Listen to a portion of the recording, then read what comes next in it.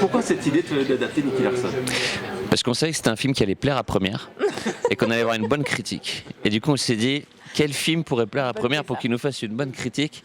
On s'est dit Nicky Larson.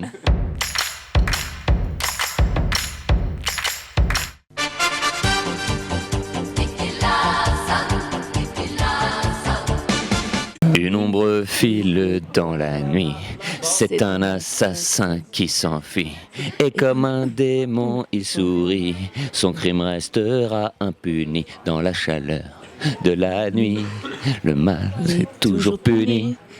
Enfin, il y a quand même une pression, tu vois. Faut bien faire, et justement je pense que les garçons, quand ils ont commencé à écrire Nicky Larson et qu'ils ont eu les droits et qu'ils se sont dit bon bah ça y est, ça commence à s'enclencher, ils se sont mis la pression. Moi je les ai vus, tu vois, j'ai plus de recul qu'eux, donc moi je les ai vus, ils se mettaient la pression de fou en fait pour que ça soit très très bien, vraiment très très bien, et que ça soit à tous les niveaux, que ça soit, tu vois, qui est les codes de Nicky Larson, tu vois, pour pas décevoir les fans de Nicky Larson, mais en même temps l'humour qui est lié à Nicky Larson, mais qui est aussi lié à ce qu'on a l'habitude de faire, tu vois.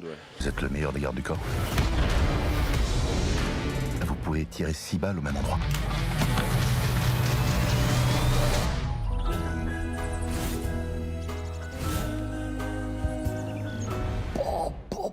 On fait partie de la génération Club Dorothée, on a grandi avec ce dessin animé, et comme ce qu'on aime faire avant tout c'est de la comédie, c'est un des dessins animés les plus marrants de l'époque, et on s'est dit bah faisons ça, c'est un peu un rêve d'enfant en fait pour nous, tout simplement.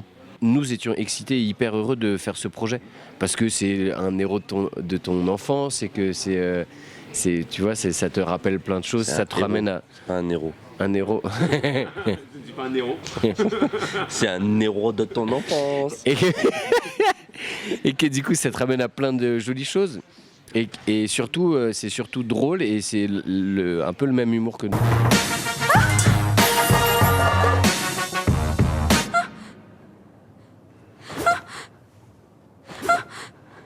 Ça fait du bien de ne pas avoir le personnage de la petite blonde un peu fade qui ne sert pas à grand chose.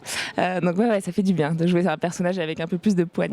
Mais et je fais une petite parenthèse, c'est que le créateur du manga, Tsukasa Ojo, son personnage préféré de tout le film, et ben c'est le personnage d'Elodie. Il la trouve géniale, ressemblante, et dans le jeu, enfin tout. Donc, oui, j'avais 5 ans quand il m'a dit ça. Ouais. J'étais très heureuse, j'étais très fière. Ah, c'était un beau compliment. Ouais.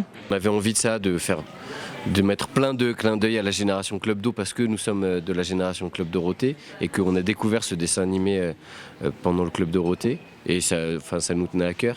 Après, pour revenir sur ce que tu disais, la ville, en fait, on a voulu faire en sorte qu'on ne reconnaisse pas la ville, justement, qu'on ne sache pas si c'est à Paris, en France ou au Japon.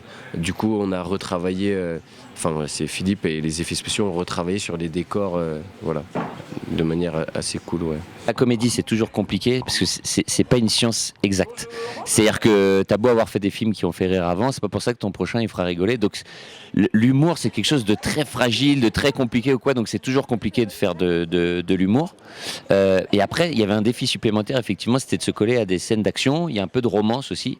Et ça c'était nouveau effectivement pour moi. Et je voulais surtout pas me rater sur les scènes d'action. Donc c'est pourquoi on a fait appel à une équipe de petits jeunes qui sont des tueurs, ils s'appellent Assistant, et on leur a confié la mise en scène des scènes de baston. C'est-à-dire que moi je leur expliquais toutes les idées que j'avais dans la tête, comment je voyais les choses, j'avais des idées de plans précis, on leur donnait tout ça, et eux ils sont occupés de nous chorégraphier tout ça, et franchement ils ont fait un travail de malade, parce que objectivement, moi mes références c'est Kingsman, Deadpool, c'est Matthew Vaughn. Pour moi c'est le meilleur aujourd'hui en termes de scènes d'action. Et ils avaient les mêmes références, ces petits gars. Et franchement je suis très fier des scènes de baston. Parce que objectivement on coupe le son, on peut pas, je suis sûr on peut pas savoir que c'est un film français pour de vrai.